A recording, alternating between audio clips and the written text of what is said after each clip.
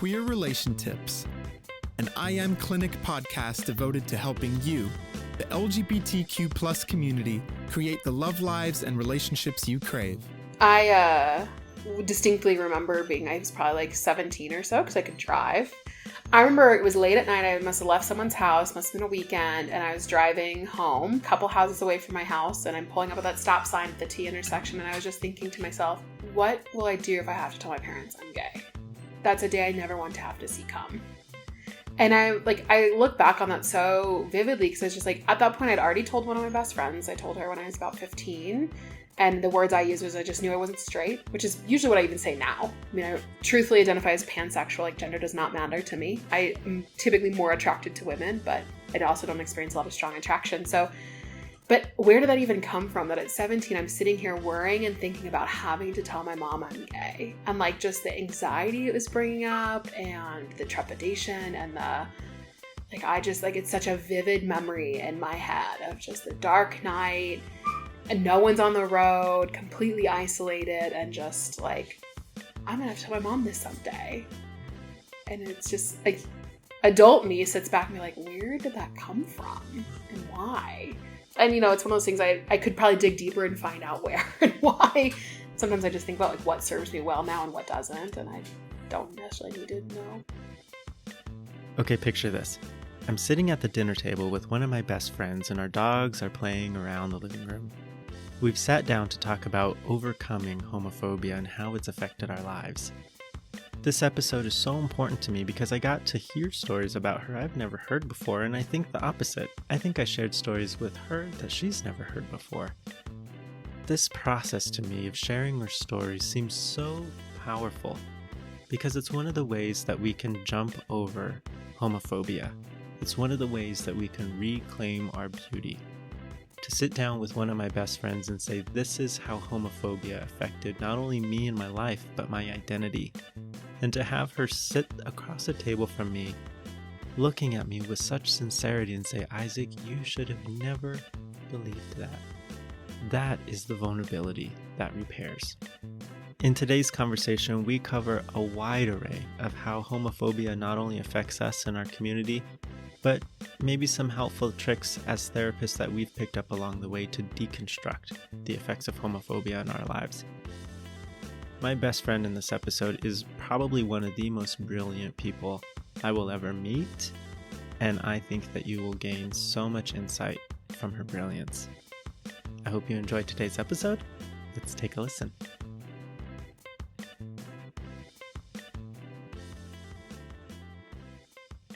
I find this because I kind of live in a queer world, right? Like, I come home to my male partner, I go to work, and there's all kinds of fabulous queer therapists there with queer clients coming in and out of the doors. And it is honestly kind of sometimes weird for me to see straight people kissing. It's so weird to me. Yeah. I totally feel that. And this is like kind of ridiculous that I'm admitting to this, but no shame in my game, right? And sorry if you hear my dog in the background. But I am currently addicted to this show. It's called 911 Lone Star. And I know we've talked about this, and I'm addicted. And I think part of it is because it's on Fox. B, the main characters feature the actors are a gay Brazilian man, a bisexual. I think he immigrated to the U.S., but he's from New York. Male. Why haven't I watched this show? I know, I've told you. I mean, some of the writing is cheesy. It's a Ryan Murphy show, so Glee, that kind of stuff. I know. Love Ryan Murphy. I know. And then one of the other leads is this like beautiful black trans man who is, and they're all firefighters or police officers. So then these like kind of very like cisgender male dominated, like particularly white male dominated world. And the dynamics between them are great. And they're fun, and it seems like the cast all just really enjoys each other. Not that I spend a lot of time on their social, but So anyway, there was an episode last night, 2 nights ago, whatever night it airs. And in it, they're called Tarlos. That's the couple name, the ship name, if you will, of the two main characters. Or there's a huge main cast, but like Carlos and TK is called Tarlos. And so Tarlos has this like really epic, beautiful love scene that's also like filled with like a kind of an emergency because the show's just really over the top. Like there's a volcano in Texas and there's a tsunami in LA, like super over the top. But they're like having this epic, beautiful lovemaking scene. And like there's a moment where like Carlos straddles TK in the bed and like Fox is sitting here showing it. And I kid you not, I have rewatched it like I think like 9 times because it's like, hell yes, here is my people featured boldly, proudly on Fox, beautifully, just very tenderly having this amazing makeout. And like, essentially it's alluding to they're probably going to have sex, but this, I won't spoil, but like something happens that disrupts it. But it's just like so normal. And it's just like how much that's just like not featured. I find that like I gravitate and typically only watch shows at this point that predominantly feature either a good queer love story, or my parents made out in front of me all the time. So I'm pretty comfortable with straight people kissing, but you know, it's pretty normal in my life. But like when I want to get like retreat into a movie or media, I just thrive and like crave something that looks either like my representation or people in my community. And it's so hard to find. And I'll watch the crappiest stuff to find it at this point sometimes. Sure, right. So I do think that there's I came across this piece of research a long time ago, but I'm paraphrasing and it's been a long time, so don't hold me to it if I'm wrong. But I'll go Google it after you got that. Sure. But the premise of the research article was to say that the more conservative a person is politically, the more easily disgusted they are. Mm-hmm. Like almost physically. Like a smell, being nauseous, the more easily disgusted they are, the more conservative they tend to be. And I just find that kind of correlation really interesting, specifically this idea that something that is, I don't want to use the word disgusting because I don't want to shame, but something that is awkward or different or just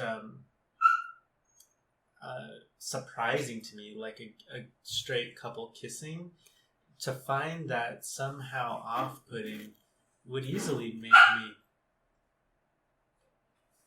against it, right? Like I think we all want to push away the things that are different.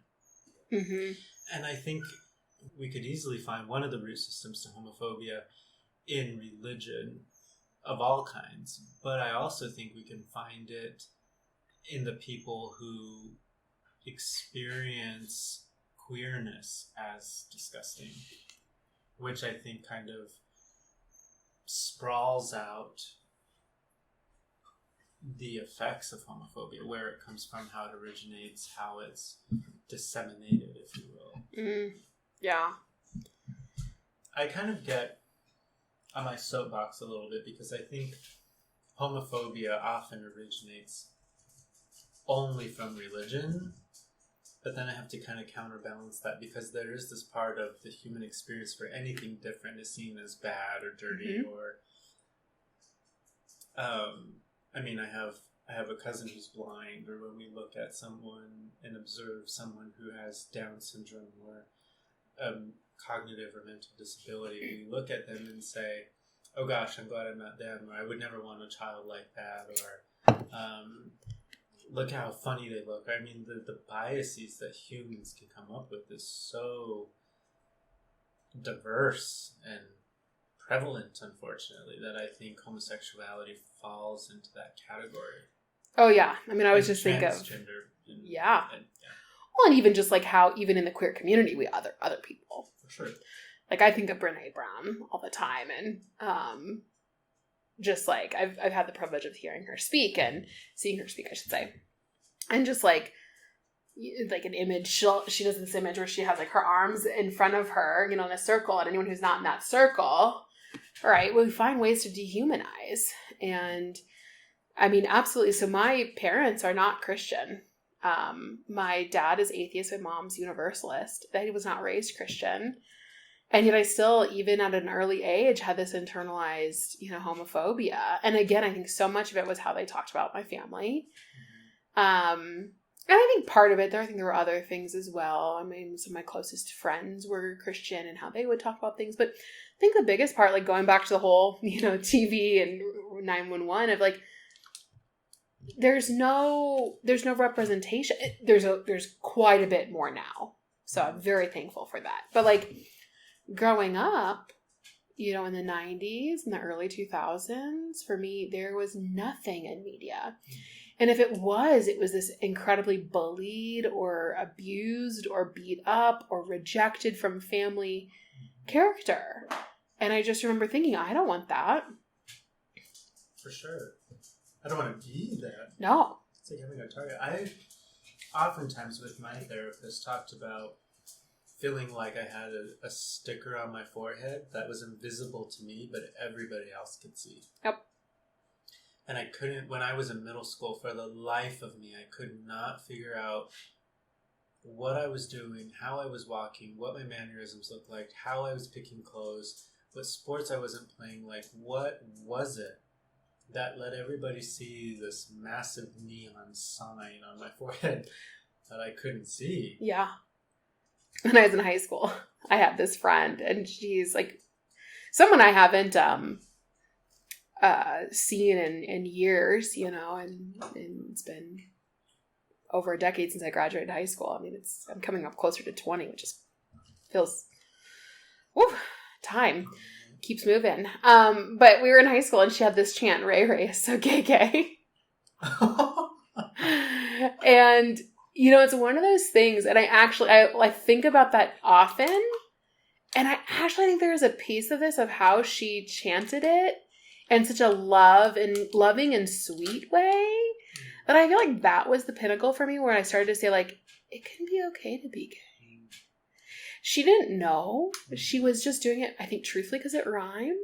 Sure. We did have a lot of queer folks in our friend group that either were more openly out and I, didn't actually talk about crushes. And so I think she could have had inklings. I don't know. But I have always looked back on that friend in that moment and just think of that moment being this kind of like opportunity to say, like, that label's no longer this stigma because of just how friendly and loving and sweet. Like, it was a sing-song kinship. You are my friend. For sure. And this was someone, and she'd sing it all through church camp. Like, we'd be at church camp together. Mm-hmm. And she would just sing it. If she saw me, she'd just sing my name and the chant. And I think that's when it started to be like, this could be okay. Mm-hmm. And I was after the last church camp I went to was my senior year, after my senior year of high school. So I was 18. Mm-hmm. I just remember that, I think for me, was when I finally started to say, like, this could be okay. Mm-hmm. That label is not, it's not a curse word. Mm-hmm. It's not the end of the world. For sure. And my wife and I actually will talk often of, like, what if we'd come out sooner? I think about that every day. Yeah. And I don't know, I'd be interested to hear what you think about this, but, like, part of me thinks about, I mean, obviously my journey to where I am today, I think of, like, well, if I'd come out sooner, would I have met my wife, whom I love? Mm-hmm. Probably not, because I would have had a different trajectory, maybe. And I'm not necessarily a hopeless romantic that believes in, like, the one. I think you kind of choose who you love, and not in the sense of we choose to be gay, but in the sense of, like, love is a choice I make every day. And I choose to stay committed to her and stay in love with her and grow with her and all those things. But obviously there's attraction, all those other things. But I don't know that I think we would have been on this cosmic destined path. And I think if I'd come out earlier, could there have been so much more freedom in other ways or different experiences? Absolutely. Absolutely. And maybe more freedom within myself. But there's this piece where it's like, I think my journey was also my journey, so I can't discredit, Mm-hmm. And I think for me, coming out was also over a 10-year long process. Right. For sure. Oh God, for me too. So it's just because I wasn't out to certain people that maybe weren't safe for me to be out to, it doesn't mean I wasn't out. And so I try not to discredit that either.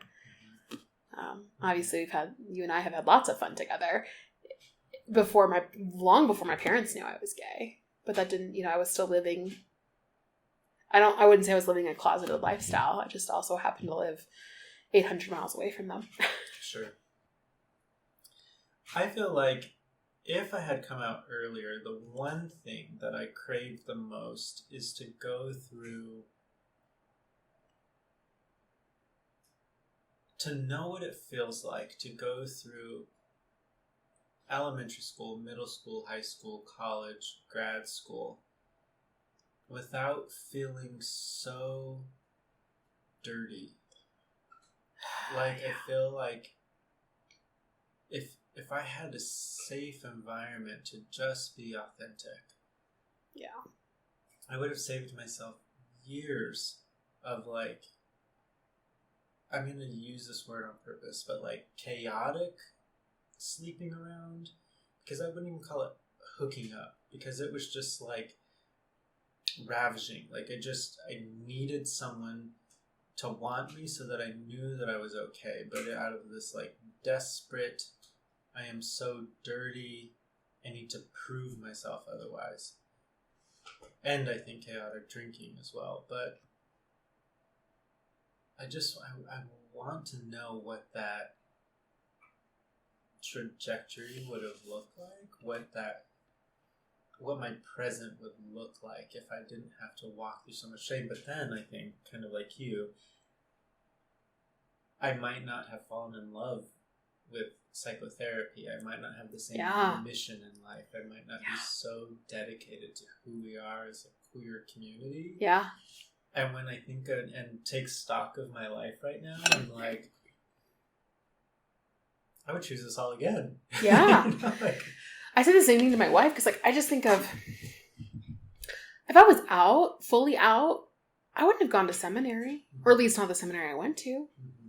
And I love the knowledge I have of scripture. I think I'm one of the few people left in the community of our, cohort and peers that still believes in probably Judeo-Christian tradition. I think there's many people who still believe in maybe a higher power or an entity, or a force. But, I do still kind of subscribe to many aspects of Christianity, while completely rejecting the mainstream Christian church in the United States, because that is, I have a lot of thoughts about that one that cannot be contained in this moment.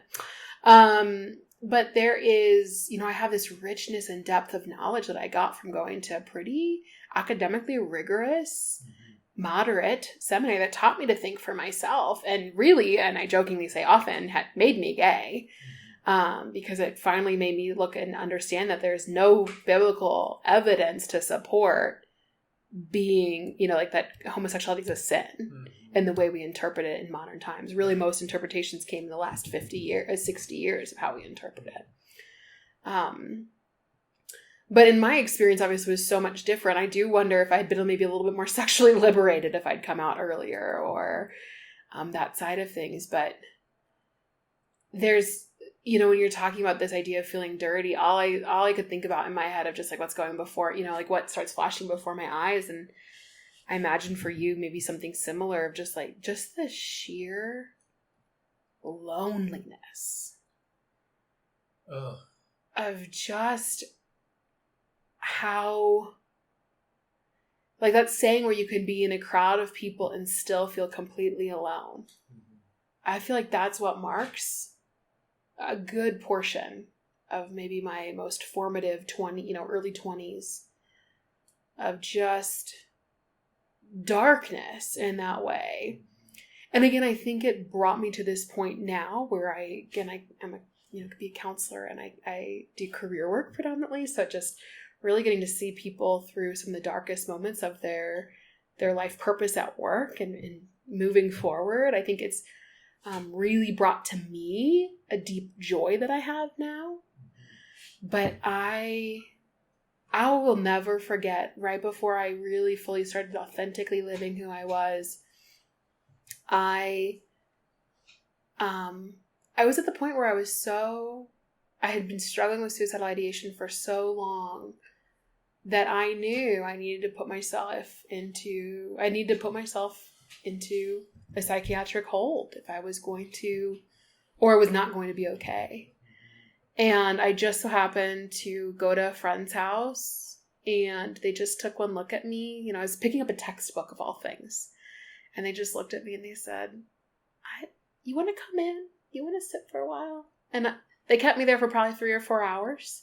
They were also gay and somewhat closeted, and just sat there until I knew there was hope. And, you know, again, I think it was looking at that and just being like, why am I purposefully choosing to be so lonely? And I'm not saying depression or suicidal ideation is something we choose. I'm not trying to say that at all. But there's this piece of like, if I knew that if I could be more authentically myself, I could live in more freedom. And I obviously also paid a counselor a lot of money and spent 5 wonderful years in therapy with a phenomenal therapist to work through that. That's not something I journeyed through alone. I left my friend's house and immediately called my counselor and got an appointment. But it was one of those things where, and I tried to put myself actually into conversion therapy, and my counselor was like, you crazy. No, you're fine. In fact, at one point he told me, what would it look like if you just went and made out with somebody? And just think I needed to have it normalized. It was okay to be gay, and I could be myself, and people wouldn't leave me or alienate me or hate me. Yeah, you know, I think there's this a long story, but I'll try and make it short and prove, or to like tie my story together here. But I remember being, I was in college, so it had to have been 2004. And I was in this queer studies class where I had to attend this gay pride march as part of my grade. And so here I am, this closeted Hispanic kid from the Assemblies of God house, observing a gay pride march. And there's this person behind me saying, I'm queer and I'm here. And he sounded so proud. And I remember thinking, like, queer is such a dirty word. Why does this person keep using it to describe himself? Oh man, I remember that feeling. So like, people would say that word around me, like, ugh, I know. You can't say that word. Yes. And so I think of like how we've reclaimed that word, right? Mm-hmm. And within like the last year or so, like I find myself reclaiming the idea, to piggyback off of what you were just saying, like I want to reclaim the idea that, damn it, I choose daily. I chose a long time ago to be gay, and not in the sense that I could have been straight, but I chose to be gay, but in the sense that I choose to live in my own happiness. Yeah. I choose to go home to Joe and be happy. I choose to identify as a bisexual person and express that. And I get to choose being happy. Yeah. And I think reclaiming that notion that we choose to be queer is a statement of being empowered and beautiful. Yeah, I love that. But I wonder for you, what steps did you have to take to come to that confidence? Because this episode is all about the overcoming, that actual jumping over the hurdle. What did you do? What did you have to say to yourself, embrace? What did you have to deconstruct? Yeah, I think so much of it is, like I was saying earlier, that a pivotal moment where I realized, and it wasn't just one day, but it was, part of it was an entire summer. It was summer 2011. I remember it very distinctly, but I was so lonely and depressed. And I remember in a small group of my girlfriend, like my friends who are also girls, my romantic partners, we were all hanging out and chatting. And I remember I remember breaking down and just saying, I think every day about not being here anymore. And that it'd be so much easier if I was not in this world for everyone else. And just the looks on their faces. Like, what the hell are you saying? It would not be. Mm-hmm. And I couldn't feel it. I couldn't believe it. I couldn't believe it for myself. And ironically, I could believe it for every single one of them, right? But I couldn't believe it for myself. Right. And the end of that summer was when I got to that point where I went to that friend's house and I just knew that the depression had such a serious hold on me. And I unfortunately know the reality of suicide in my family. I have had some family members that have attempted. And so thankfully for me, that was, even though that feeling was very intense, it was never an option because I remember how hard it felt when someone else chose that decision to take their life and how devastating it was for me. And so I was like, I can't do that to anybody else. So I had enough of this kind of logic in my head around that. And I realized in watching my friends' faces, going, just a month or so later, going to my friend's house, having him just care and love on me, and realize, like, understand that I'm not okay, and like he wants me to be okay, that he loves me, and he sees a reason for me to keep going. And I was about to start my internship as a counselor, and I'm sitting here thinking, like, holy shit, what kind of imposter syndrome is this? I'm going to go counsel people while I'm like this? Like, there are some serious red flags here. And so obviously I called and made an appointment for my counselor. And so I did a lot of this with the support and affirmation and care of just a wonderful counselor who was actually a cis heterosexual in a committed marriage white man. I mean, you check every box of privilege and he had it. And he was just also, I think, so healing for me in that. But I think how I overcame was, just like we're talking about choice, I had to make a conscious choice to see within myself the goodness. It's a very hard thing to do. And I'm not sitting here and saying we can flip a switch to end depression or we can flip a switch to get rid of suicidal ideation. I don't want that to be heard here. Because it's not. And sometimes I will even say, I don't know when the shift happened. It was gradual and it was slow. But there was this point that the realization that just like I can believe your life is worth fighting for and living, and just like I can believe my other friends' lives are worth fighting for and living, that so is my life. And I have to choose to fight for it. And to do that means I have to accept these parts of myself. And I have to fight for them. I have to believe in and fight for my queer identity and the intersectionality of that in my faith and being female and what that might mean to me. And it was not overnight. It was not even, over a week. It took me years in total. I came out to my parents in 2015, so we're talking about a 4-year-long journey. They were the last people to know. Unfortunately, sorry, Mom and Dad, if you ever listen to this. And my mom even said, well, don't tell this person. I was like, I told them in 2007. Sorry, Mom. They've known for a long time. But there was this piece where trusting the right people. So very much finding who was safe in my life and trusting them. Yes. Working with professionals. So I worked with a counselor. Working with my supervisor at work knew.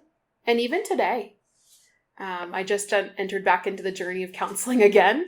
I've had some losses this year just in terms of family members, and I'm going back to counseling, and my boss today knows.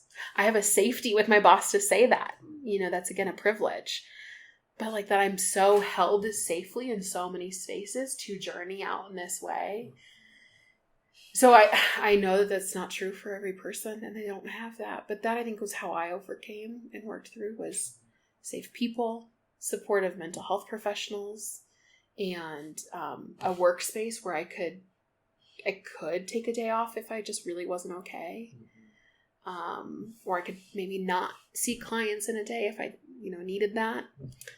And I think at this internal drive that, what does this cost me to not live authentically? And the reality is it was going to cost me my life. And it wasn't worth it to me. Right. For sure. in therapy, what do you feel like, true to your career counseling, the resources you're needed out here, but what did you have to do internally? What did you have to grapple with? Yeah.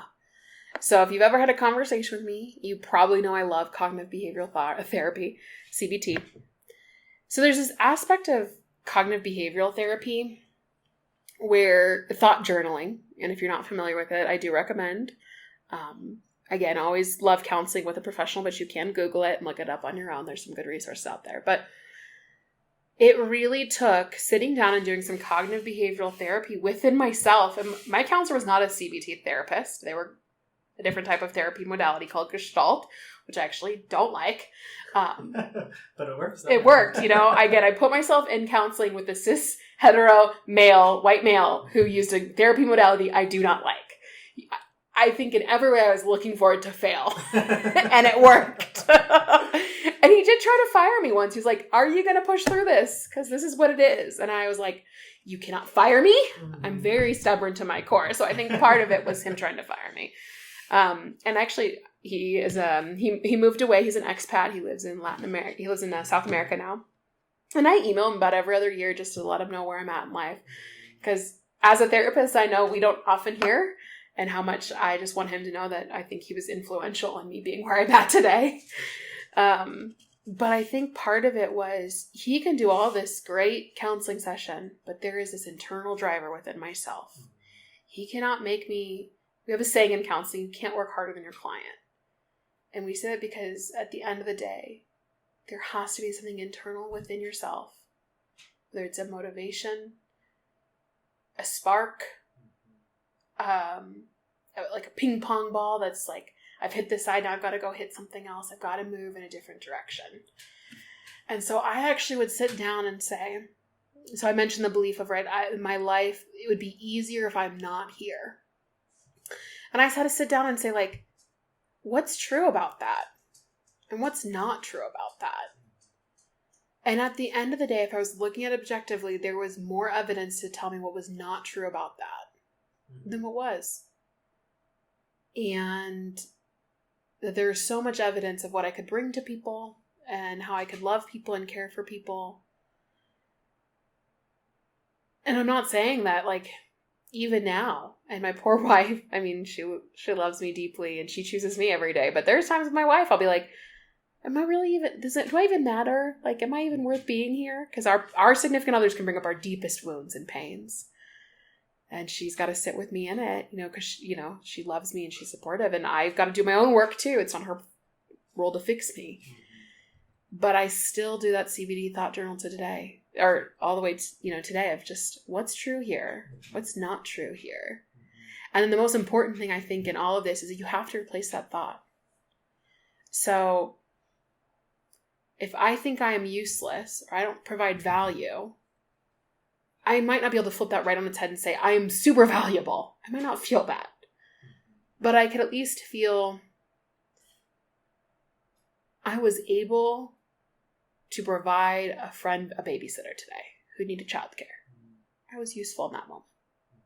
Maybe that's my thought for the week. I was able to provide my friend childcare. And it's just taking that one small step.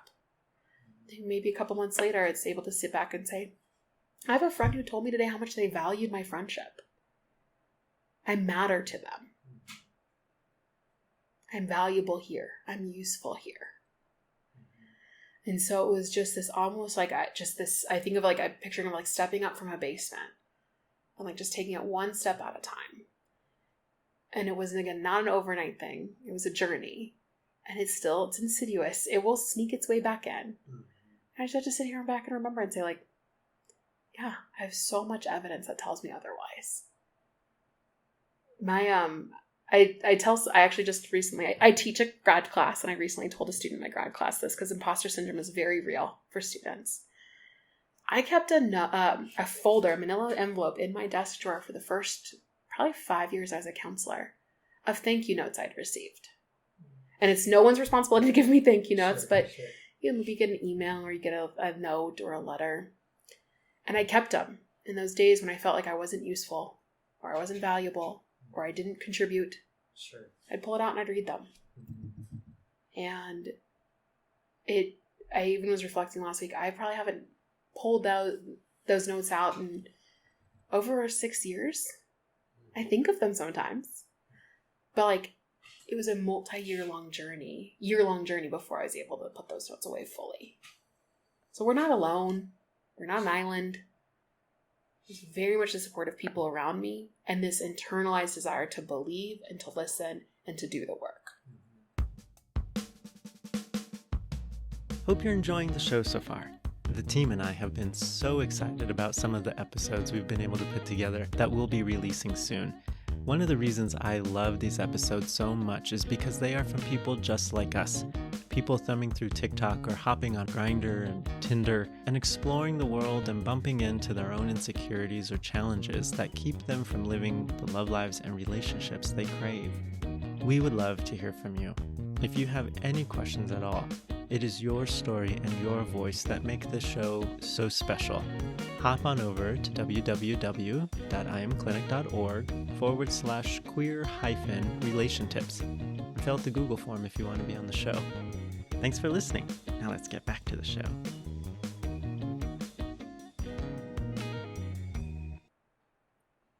I'm just like reflecting on my story, and I don't know why there's tears welling up. But, Yeah. I think I remember the first time I called Clinton, my therapist, and I said something, I can't remember. I remember, okay, so picture this, right? I'm a grad student. I'm at a Christian seminary because I'm trying to heal my homosexuality, is what I used to call it. Oh, yeah. Then. All been there. And I go up to this lady who's like the assistant to the department chair, and I say, Sharon, I need a therapist. Who do you recommend? And she flips through this like 3-ring binder with all these cards, and she says, this one. She pulls out this card with Clinton, and I'm standing in the apartment that my boyfriend pays for. The car he bought me is parked outside. He pays for my groceries, all of my utilities, while I'm in grad school, and he's deployed to Iraq. And I'm standing in the lobby of the apartment that he paid for. And I remember being on the phone with Clinton, and I felt like he was my one last hope to being straight. Mm-hmm. And in so many words, I can't remember exactly what I said, but I remember saying something like, I want to be the man God wants me to be. I want to be straight. I want to marry a woman. And he said, whoa. I don't know if I'm the therapist for you. And I was so like thrown off because Sharon, the assistant to the department chair, gave me this card, and he was a professor at the seminary, and he was supposed to be like this guru for healing me. And I negotiated with him on the phone, and he pushed back, and I said, fine. If God is okay with it, I'll be okay with it. I just want to know that God loves me. And he said, okay, I'll see you. And we went on like a 6-year journey of breaking down shame, assessing why I was sleeping with everybody, why I was drinking so chaotically. And I think one of the biggest resources was watching him as this straight, cisgender, married Christian man who was so beautifully feminine, who could see the beauty in me that I couldn't see, because I felt so disgusting. Having someone see me as a beautiful creation was transformative. So I think that was one of the things. I think another thing for me was working with straight clients and gay clients at the same time. Because from that seminary education, I was taught that my gay clients were going to have these weird disorders and odd sexual behaviors, and they were going to deviant. They were going to bring all of this weird chaos into my office. But then I sat with straight people, and they were saying and talking about the same things my gay clients were. Yep. Literally. And I was like, wait a second. I thought they were going to be like almost anatomically different. Like my gay clients were going to come in with a third arm or something. Nope, we all come with the same chaos. Yes. And I think that was healing piece number 2, that I wasn't any different. I wasn't presenting anything in terms of a diagnosis or a weird pattern or some sort of deviant hypersexuality. But I think one of the biggest things for me, I don't know if I've ever told you this story, but so the boyfriend who had kind of like made me feel the most special went away to Iraq for 18 months. And because of my closeted ambivalence, we dated for 5 years, and he was never allowed to call me his boyfriend because I would have been gay at that point. So yeah. He goes to Iraq. He finds another army soldier who's comfortable in his own skin. And they start dating. And here I am living in this apartment. He's never allowed to call me his boyfriend. So he comes home and he says, Isaac, you have to move out. And I pack all of my things in Whole Foods bags because I had to get out so quickly. And so I put all of my things in like 45 Whole Foods bags, put them in the back of my dad's car, and I drive home. And the next day, he says I need the key to the apartment, and that was so confusing. I handed it over, and I didn't know why. And that was on a Saturday. And then on a Sunday, I said, I want to see you. And he said, you can't see me anymore because my boyfriend's here. And so I went away to South Carolina with a friend for about a week and a half. And when I came home and there was no more distractions, I was laying in my room and I was literally making a plan to kill myself. And I would have gone through with it. And that scared me so much. So my parents' room was 2 feet away. So I walk out of my room and in their room and I'm bawling and my mom looks petrified and my dad is pale. And I said, if I sit in that room, I'm going to hurt myself and I need you to hold me. And I think in that moment, my parents, something turned in us because it was no longer like Isaac needs to fight this thing and he needs to be the strong Christian and he needs to do the right thing. And I think that was the first time I saw a genuine acceptance. And my dad was so concerned. The dad who 4 years earlier said, I'm glad you said you struggle with same-sex attractions because otherwise my response would be different towards you. But in that moment, it was like he was a different person, almost saying, nothing bad can happen to you and I will protect you forever no matter what it is. And my mom's desperation was just so, I want to say convincing, that to try so hard as this good Christian kid to the point where suicide was my only relief, I think changed them. It changed how they saw me and what I was going through. So I think that was another big pillar. I think another thing was just embracing my femininity. Yeah. Just say like this demonstration of personhood is so important for the world. I took a friend in grad school shopping. She was a straight cisgender girl who wanted to work on her presentation, and I took her shopping and decorated her with clothes. And she said in the thank you card, your femininity made me feel more like a woman than any other man ever has. And that was so revelatory. I think what I'm trying to articulate here is that, like you, coming out of the closet didn't feel like opening a door and stepping out. It felt like building a staircase out of a very deep trench. Mm-hmm. And so to say I came out of the closet is almost a little too easy, but to say I dug my way out of a trench, I think is more appropriate.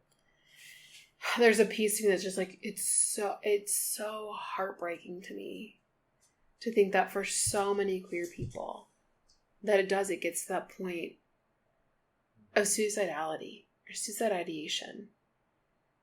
This piece that, right, like, to go in, the bravery it takes to go and to tell your parents, pastors and conservative in their own way, assemblies of God, like these parents that in many ways have continued to perpetuate this homophobia.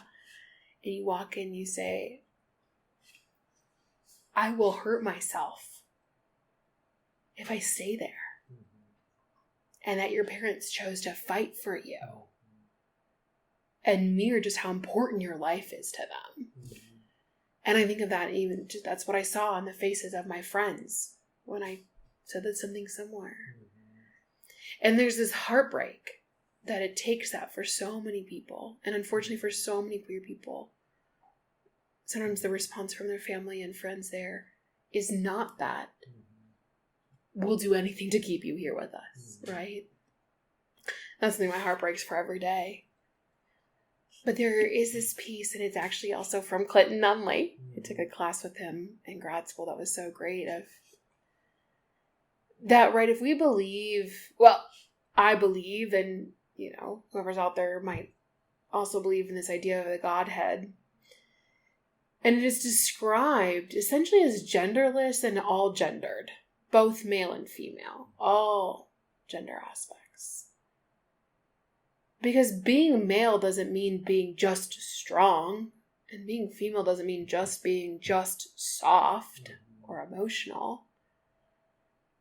That we can be all parts, male and female. That we can be all, like, to use that femininity to gift that friend. To be strong as both parts of male and femaleness within yourself, right? Like, we believe in gender as this dichotomy, and by we, I should say, the global message is gender as a dichotomy, not you and I. But I don't think either of us believe that. But there's so many points. I remember actually once being told on a date, I took a friend in college, a male friend, on, this sounds ridiculous, but like on a fake date. He was an international student, and he didn't actually know a lot of the kind of the cultural norms in the U.S. And he was interested in someone else that I did know. Well, it kind of came out through the date that I knew he was interested in this person. And on one of my close guy friends, I think, was so desperate for me to date someone so we could double date with him and his partner, his girlfriend. So I went on a fake date. And at some point during the course of the date, he goes, I had made the joke that I was born in the wrong time period. Or no, I think in the wrong country. Because I really love soccer or football. I like rugby. I'm very pale. If you've met me, my skin is almost translucent. So I joked that I would have probably been better off if I'd been born in England. And he goes, are you sure you weren't born the wrong gender? Because to like sports is not feminine. To be able to take control on a date is not feminine. And there's so many messages we give it around gender, around sexuality. It's just so harmful. For sure. And people in the queer community, we can perpetuate it amongst ourselves. But the alternative is that we drive people to feel so shameful or dirty or isolated or lonely, to think that suicide is the better option. I once had this mom who came in quoting research, and she said her son was coming out. He was like a 9-year-old, and she was so worried. And she said, well, gay people are higher at risk for depression and anxiety and mental health and STDs and AIDS. Yeah, it says way more about you than it does about that gay person. Exactly. That's what I was saying. I had to slow her down and say, this has way more to do with your discomfort, with your homophobia, with your stance and your approach and your understanding than it does to do with who he actually is. what would it look like if you were to embrace him with unconditional love and positive regard and to cherish this beautiful part of who he is?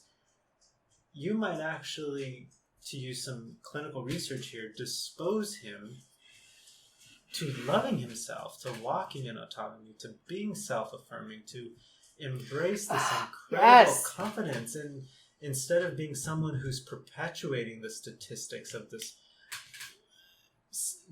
pained person, how about you liberate him? Yes. And we reverse these numbers.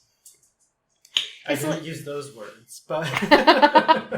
Well, it's like there's this thought that...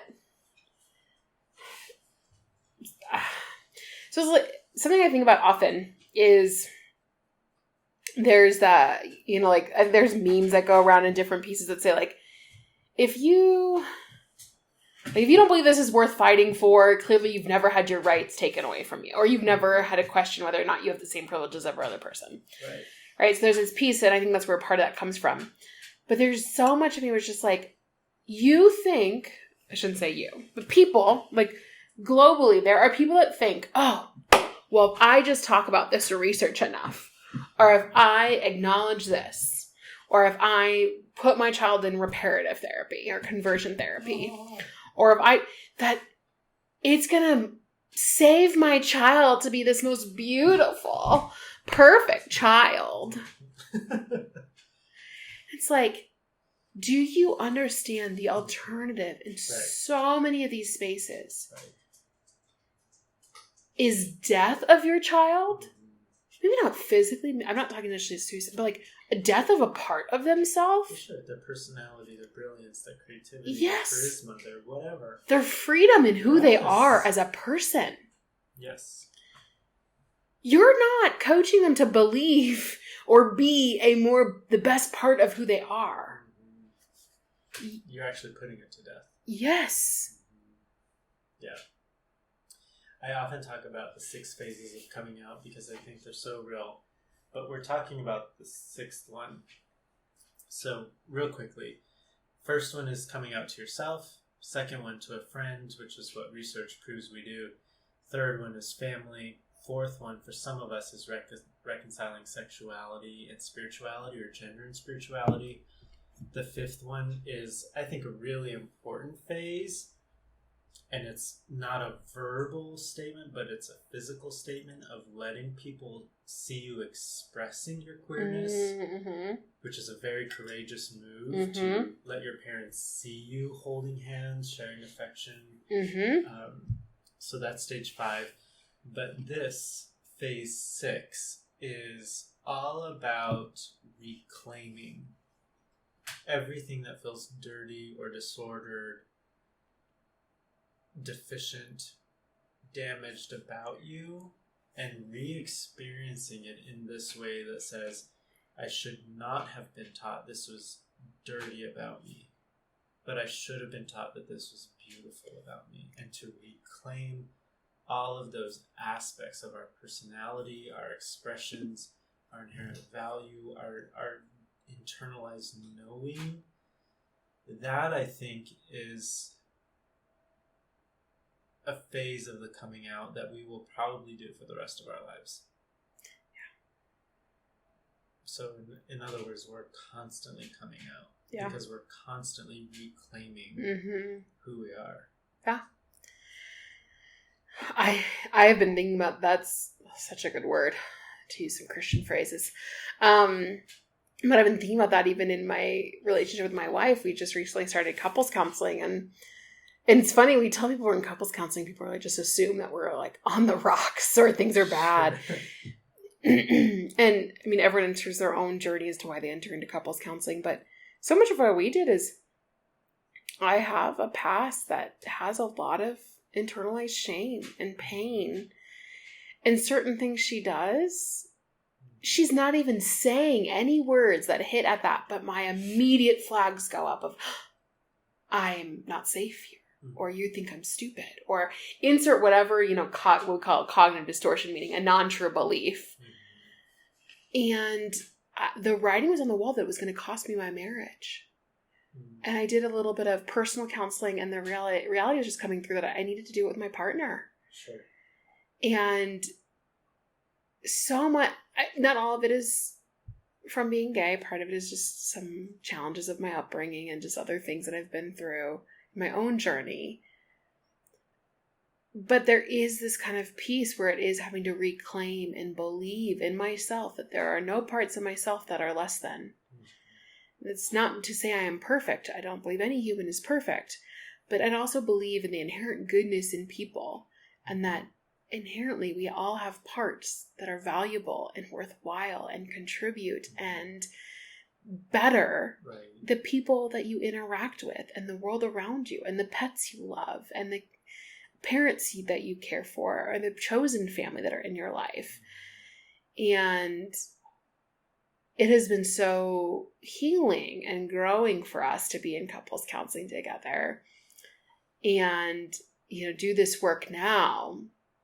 But so much of it is just this continual choice, the theme of choice of saying, I can choose to believe this thought, that my wife used this tone and therefore I am useless or I'm stupid. I can choose to believe that thought. And some days it's very easy.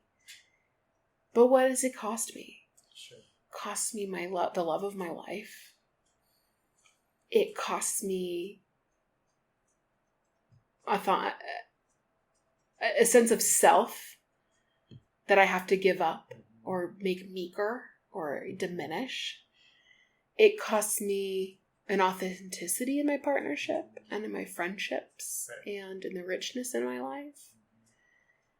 And again, there are days where it's hard to believe and see those things. And those are the days where I have to lean on my partner and say, hey, I'm not seeing these today. Or I'm just feeling sad and I need to cry.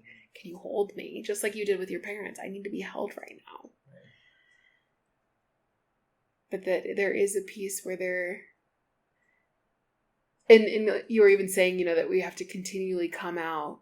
And I know that this is not necessarily what you are also meaning, but I do sometimes sit back and think of, straight people don't have to come out. They never have to come out. And so what if I lived my life like I didn't have to come out? And my wife and I talk about that often. She asked me actually once, she's like, do they teach you in counseling school to call your spouse your partner? And I was like, no, I think it's just that people do know how to be inclusive. And it's mostly cis hetero people who I seem to do it. Although I do have some queer folks in my life who prefer partner. Sure. But it is like, we have fought hard for the term wife. She is my wife. Mm-hmm.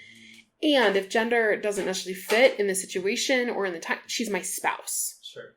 And they are my spouse. Mm-hmm. I mean, there is this piece of, here's this legal document that we have that binds us together. Now, and for people who choose that marriage is that institution or whatever, there's also still, to me, it's like, you're not my business partner. You're not someone I work alongside. You're my significant other. You're my and so I know that's a personal preference to like the word partner, sure. But it grates at my wife too. She hates it also.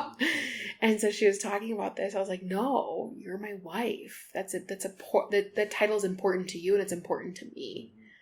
And that is meaningful to both of us. And so we talk often of like, what if we just walked into spaces and just like how someone might naturally say like, oh, I've got an event with my husband later tonight. A cis couple might say, it's like a cis hetero couple. What if we just walked into that same space and just like, oh yeah, my wife's got something going on, or my wife's coming to join me for lunch today. And so I'm like, oh, I just so you know, I'm gay. Right. And then like when people call me a lesbian, I don't correct it unless I know them well and I want to. I don't identify as a lesbian, but like that's what people see and it's easy for them. And again, it's a safety piece. I don't need to tell everyone my business. I don't need to come out in every situation.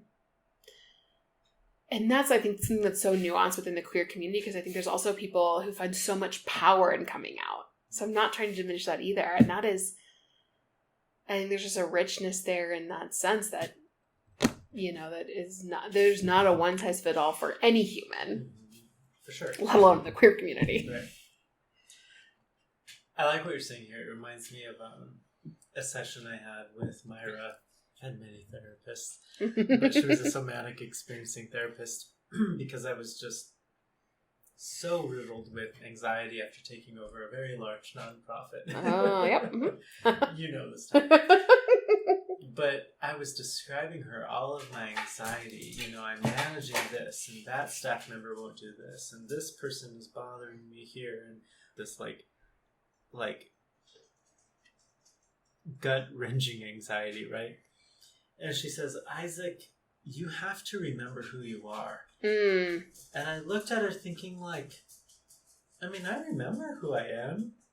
And I think she saw like the tilted head dog, like, confusion. And she said, no, Isaac, I think you need to remember who you are. And that stuck with me, almost like if I was at one point just one cohesive functioning member that had then been spliced into 1,000 different fragments, and I needed to put that one member back into place. This remembering of who I was, the confident, the beautiful, the queer, the feminine, the strong, the capable, the masculine. I needed to remember all of those pieces. And I mean, she was right. I had so lost myself, but I think it's too easy for us in the homophobic environment to lose ourselves. Yeah. Because we buffer that part, we filter that part out, we lock that down, we shut that down, we hide this, we act that out in secret. And eventually we become a fragmented, compartmentalized, double life leading kind of person. Yeah. And to remember who we are in broad daylight, that's deep work. Yeah. There's so much truth to that. And there's a piece of me there. I used to actually describe myself as a chameleon. Right. A very damn good chameleon. I'd be this person for this person because it's what they needed. Sure. I'd be this person for this person because that's what they needed. Right. And, I'd even say there's probably not one person who knows all parts of myself. And then it wasn't until grad school, studying counseling, I was like, oh, maybe that's not the best thing. What do it look like to fully integrate those parts of myself? But even now in my, mid-30s, I think of sometimes I talk to my childhood self. Sure. It's okay. It's that. Especially I think sometimes when something triggering comes up and I don't necessarily know why, but I feel something or I react in a certain way. Sometimes I just sit back and I think of hey, 7-year-old Rae was really hurt by something that happened. And it's okay. You're safe. You're safe now. You're safe within myself. But I think that, remembering and reintegrating and also picking and choosing who we truly are, not who we are for our parents or for our religion or for our job or for our partner. There might be parts of each of ourselves that's there, but sometimes when we're putting on that facade, when we're being that puppet for those people, we can actually take ownership over what we want and let go of what we don't.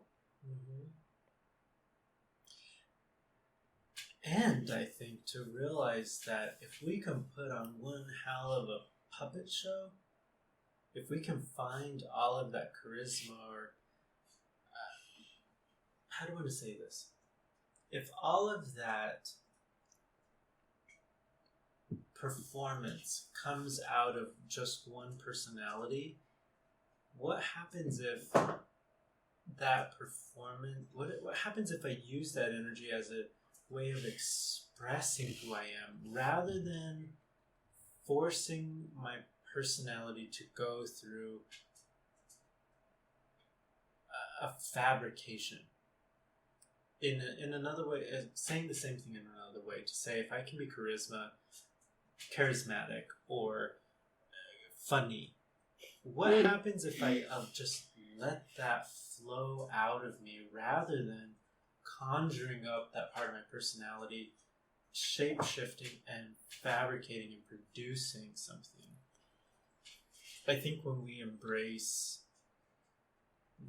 when we remember who we are, we're unstoppable. Yeah. Quite literally. Yeah. We have such a broad sweep on the sexuality spectrum, the gender spectrum, the personality spectrum, the intelligence, emotional intimacy, we can sweep across so many. What happens when we just remember who we are? Yeah. I'm sitting in a place where I've had the privilege of knowing you for over a decade and calling you my best friend for, a decade, over a decade. And just thinking like, as you continue to step out and acknowledge and own who you are, but also who you are growing into, be like, I had a boss once tell me, if we're not growing, like the alternative is that we're stagnant. And that's not great either. Sure, right? Yeah. If you ain't growing, you're dying. But, the way she phrased it, I once asked her, I was like, is adulting literally always this hard? Is it just one challenging thing after another and like one hardship? And she was like, yeah, it is. And that's where growth comes. And the alternative is not good either. And I just think of like the privilege I've gotten to sit and watch you grow and own and be and continue to develop not develop, it's not the right word, but like, I feel like author who you are, taking those parts of self and figuring, what do I want to show and what do I want to hold for me and for my partner and my life with Joe. And, it is such a privilege for me to get to bear witness to. And I think of that for each of us. And this is something where I'm like, I think queer people have a leg up because we have to fight for this. I think there's so many straight people who it's like, if you just would stop living that facade, or if you could just take the time to figure out who you truly are and what you want to share with others, what you want to keep for yourself, what you want to honor in your small community. Like we're multifaceted. Sure. And we are unstoppable. It is incredible to witness where we can go and where we are. And I think also recognizing, for folks who might be listening, is just the reality that, again, it's not an overnight journey. And, we're in our mid to, dare I say, late 30s. It's one of those things where it's not overnight. It's not alone. I'm a firm believer in so much of what we do is within community. And that is, again, often maybe our chosen family or phenomenal counselors. Yes. Or maybe it's a neighbor or a nanny that you might, a babysitter or whatever it might be, that we have these people in our lives. But there is this aspect that if we all truly figured out what authenticity meant to us and what living in that is true vulnerability, to be our most authentic selves. Say that again. Because yes. That it is true vulnerability, because it is to be our most authentic self is to potentially invite in critique, criticism, pain, about rejection, snarkiness, judgment about who we truly are. But it also welcomes love and compassion, wholeness, integration, community, true friendship, true family. And I'd argue that the risk is worth the reward. And again, I want to honor that I say that from a place of privilege. I had supports. I had people in my corner. It is different. But I do think there is a piece if we can all go and be open to seeking that person out. Because to live authentically, and I think of this often. Again, it goes back to that idea that I was telling the story about interviewing, right? If that employer rejects you, think about that employer that welcomes you with open arms, that says, you are my kindred spirit. You are the person I want to be with all day long. My chosen family away from my family. when we can live in that authenticity, Yes. we can join that fellowship of the people who we don't have to put that mask on for, that we don't have to be a certain way for. And sometimes we pick that mask up to go be with family, or to be at that church event, or to go to a friend's, funeral or wedding or whatever. But when it's choice to put that mask on versus forced, again, I'm a firm advocate of we have choices here to protect ourselves. But I just think there's so much freedom and love, cliche as it might sound, to live in our true authenticity, because the richness and depth of those friendships and relationships are so much more valuable than anything else. I think in a safe environment, vulnerability is one of the most honest things we can do. Yeah. But also, it's one of the most surefire ways we can create belonging. Mm-hmm. And I don't mean like to a club kind of belonging where I like got the pass and I swipe and I get in, but belonging in the sense like my people. Yeah. Belonging. Yeah.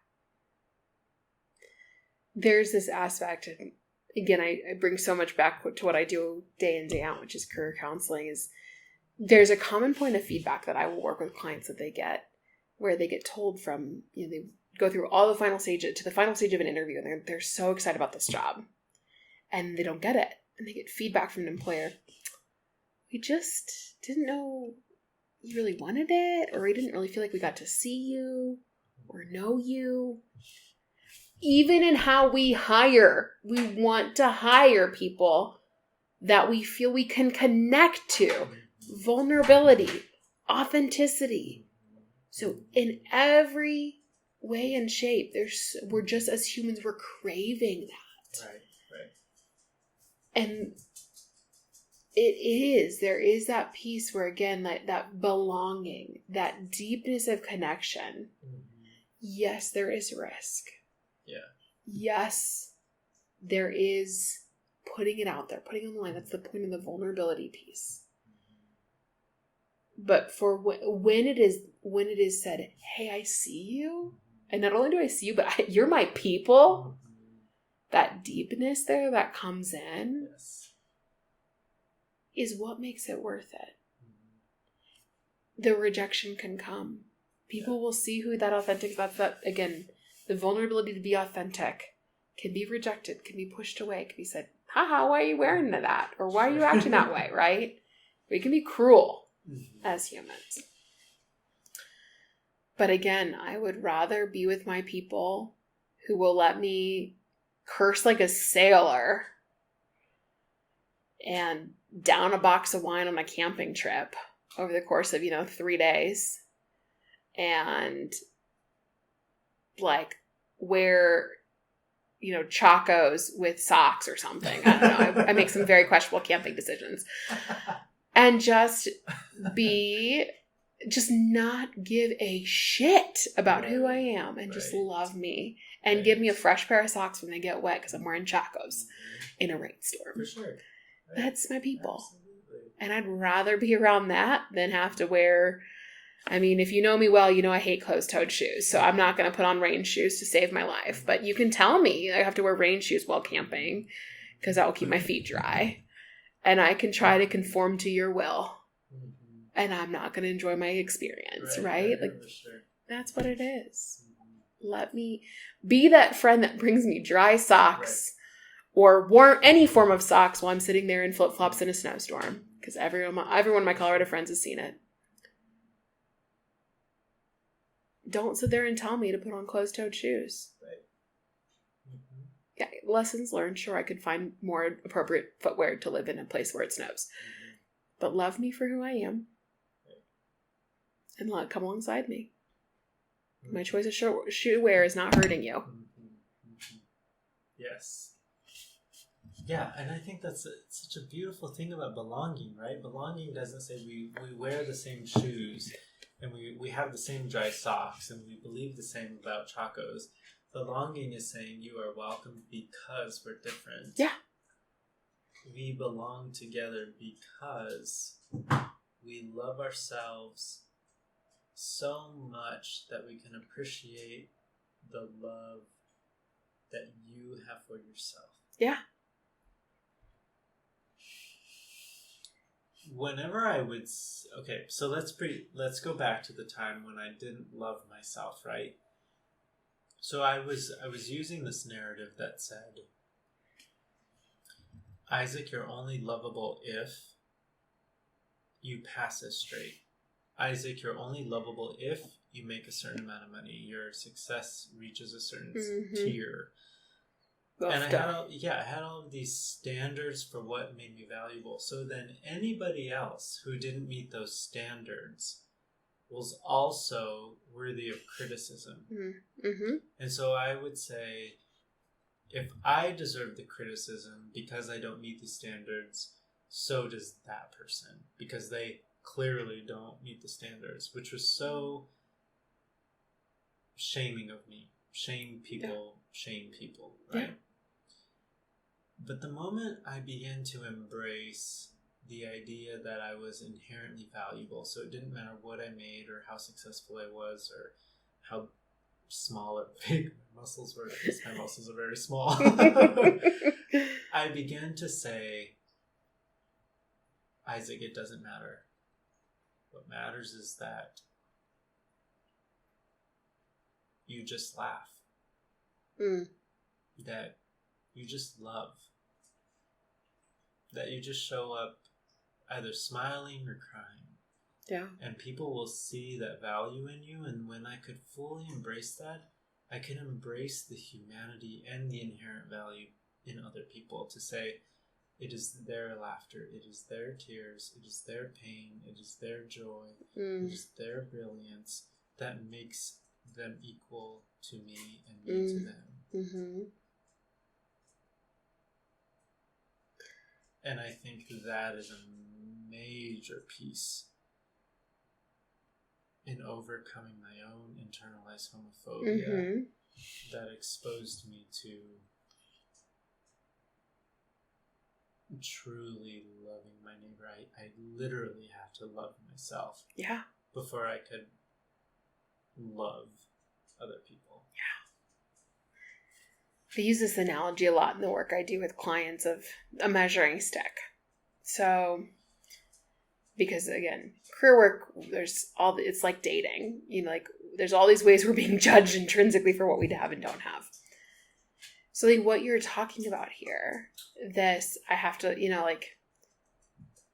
we can give other people this measuring stick to say, you get to determine how successful I am. Yes. Or how worthy I am. Right. Or lovable. Whatever adjective you want to use. Like, right. But we give that measuring stick to someone else. Society, parents, the church, a partner, a spouse. But when we reclaim that measuring stick and we say, what makes me feel proud? What gives me energy? What do I love? What do I love doing? Where have I felt successful? When we reclaim that measuring stick and measure for ourselves,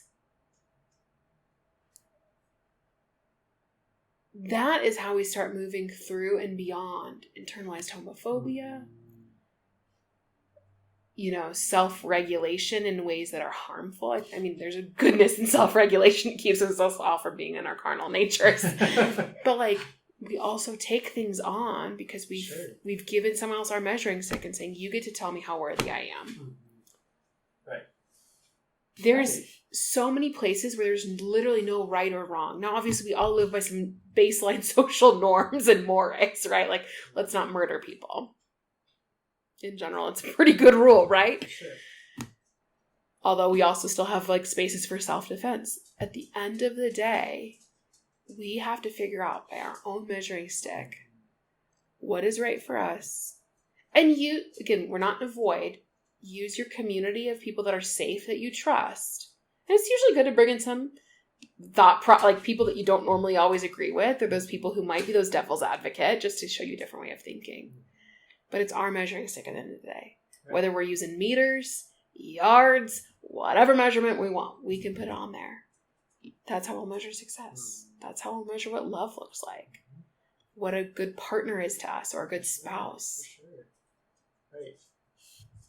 In iAmClinic language, it comes from Pia Malady. She's amazing. we would say that when someone else is holding that ruler, it's called other esteeming, because it's this idea that says I no longer have the self-esteem to evaluate if I love me, but I've handed it over to say, if you love me, then I love me. If you're disappointed in me, then I'm disappointed in me. But also, if you're not here to tell me, then I have no idea how I feel about myself. I think another thing about this other esteeming, or someone else holding the ruler stick, is to say, if you're measuring me in inches or centimeters or meters or yards, I have to figure out how to accommodate and shapeshift so that I can present myself as, 24 inches or 3 centimeters. Like, what do you need out of me? And other esteeming is a very serious problem, because it is all I love it how you said this, but it is all determined as to how someone else is appraising us. Right. I think another aspect of this is when we let someone else hold our measuring stick, and we conform to that unit of measurement. That is the same moment when people start bonding to our facade, as opposed to bonding to who we are. Right. Yeah. Because they're bonding to now our performance, not to who we authentically are. And now, to use some old language, we are segmented once again. Yeah. Yeah. Ugh, I just think of at what cost? Oh, it's peril. It is so high. And then back to where we started, right? Like, the hiding, the trench, the suicidal ideation, the depression, the I'm not good enough. Yeah. I had to answer this question today for a silly survey at work. What if the world was full of clones of you? That would be very bad. I started writing, I was like, it'd be very overwhelming and loud. And I was like, and also full of love. And it'd be fun. And everyone's drink would always be full. Whether it's a Coke or a glass of wine. Oh, God. It's one of those things that, like, if we could all, hold our own measuring sticks, if we could all believe in the true goodness within ourselves, if we could all love ourselves first. If we were living in a world of people who all loved themselves first, in a way that also held empathy and compassion for others, I'm not talking about narcissism, I'm talking about a true deep love for ourselves, because understanding that love then spurs us forth in the ability to love others. Sure. How rich could that world be? For sure.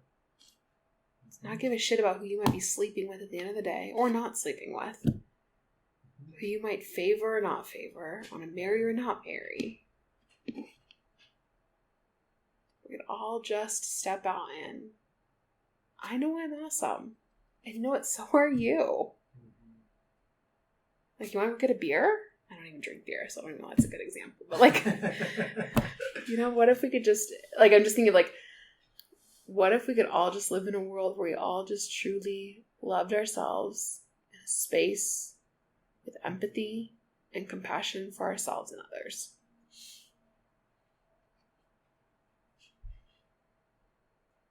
What would the world look like?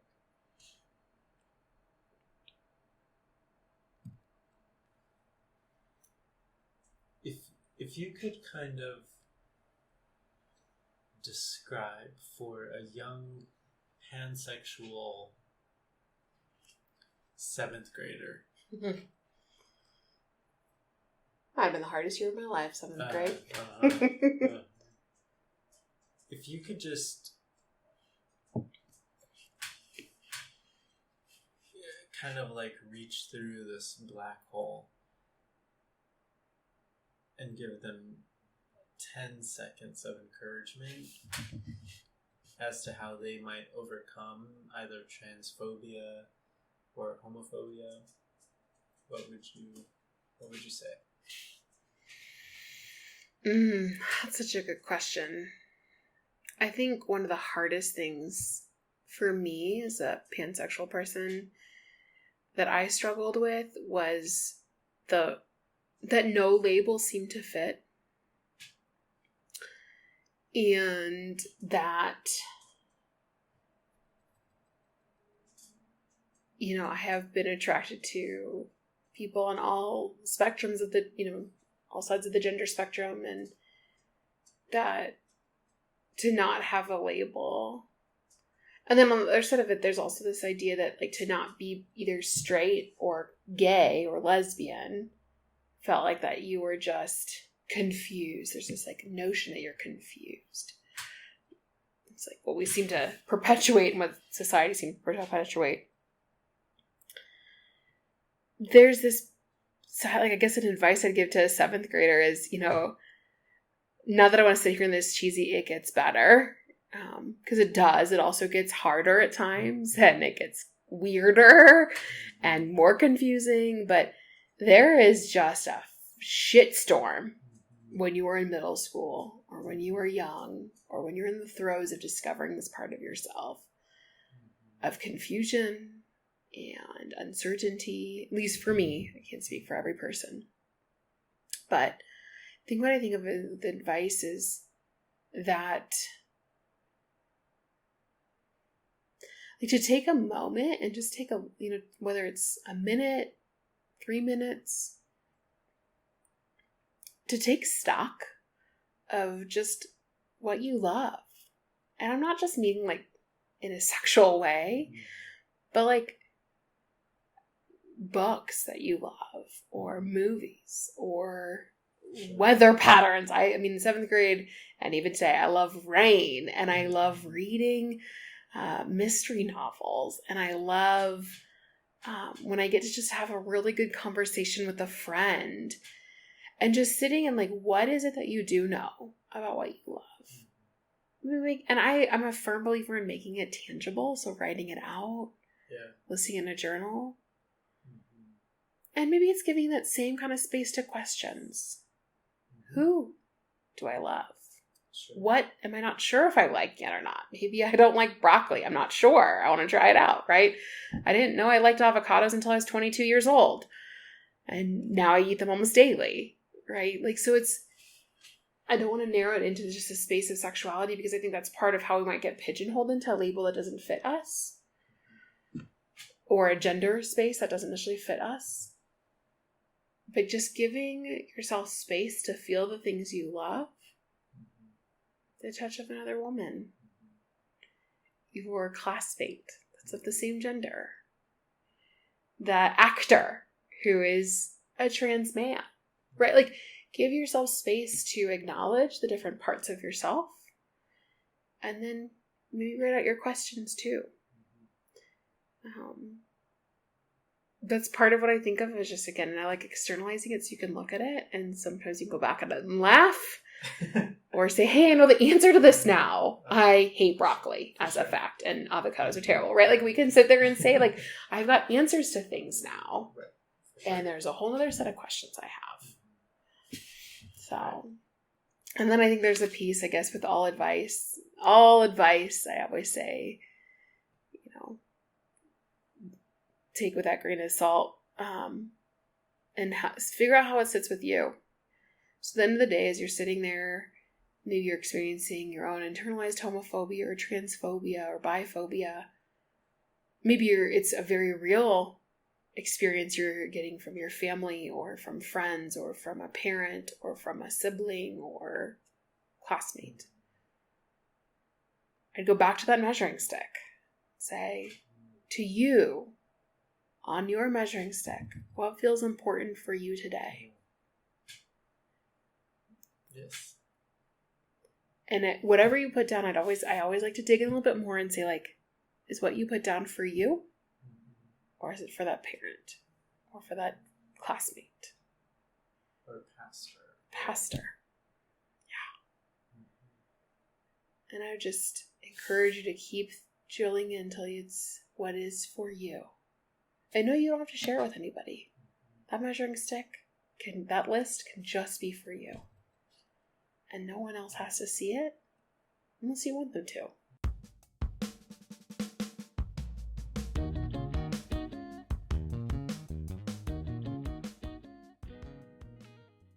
Oftentimes, as I'm describing developmental trauma to certain people, it's very confusing because what they lived through didn't necessarily, quote unquote, feel like trauma. Using the term developmental trauma can be very jarring for people because it didn't feel necessarily traumatic, even though the effects are traumatic. I like to think of developmental trauma as one little drop of water falling through the roof onto the ceiling. No one would call that traumatic, except for when that drop happens every second for 15 years. Eventually, the roof will cave in, the wood will rot, and there will be a massive hole in the stability of the structure. That's developmental trauma. Homophobia is very much developmental trauma. It might not feel necessarily traumatic to be called queer one time on the street, but when it happens day after day after day by bullies on the playground or by a loved one, that can add up and create trauma with the effects of trauma. I mention this because it's important for us to not shame ourselves as we experience the effects of homophobia in our lives. People walk into my office and even myself saying, Isaac, why am I hiding? Or why do I apologize? Or why do I drink too much? Isaac, why can't I show up and be authentic in relationships? And we shame ourselves for the effects of homophobia in our personalities, our relationships, our identities, in our world. When we understand the effects of homophobia as developmental trauma, I hope we also gain the compassion to refer to ourselves not as broken people, but as people who need to heal. I talk about this often, probably almost in every episode, but one of the major ways we can overcome the effects of homophobia in our identities is by sharing our story with someone else.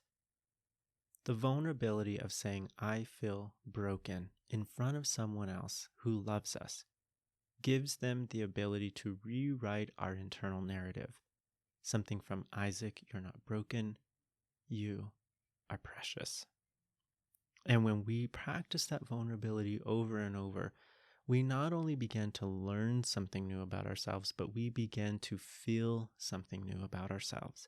And when we feel loved, when we feel confident and precious, we engage relationships and our day-to-day reality from a much different, deeper, more loving place. I am so thankful that I have friends like Rae, who will sit across from me and speak truth into my life. This kind of vulnerability and the feedback we get from trustworthy people won't be as potent unless we love them dearly, and unless we know that they love us dearly. This is why attachments are so profound. When we connect with someone who loves us unconditionally, we trust their words so much so that we let those words rewrite our identities. And to one of my best friends on the entire planet, Rae, I love you so much. Thanks for doing this with me. Until next time. Mwah. Queer Relation Tips is a podcast sponsored by iAmClinic, a counseling practice devoted to the LGBTQ+ community with in-person and virtual counseling options available. iAmClinic. Create the love lives and relationships you crave. Find us online on Instagram at LGBTQ_therapy and Facebook at iAmClinic. That's iAmClinic.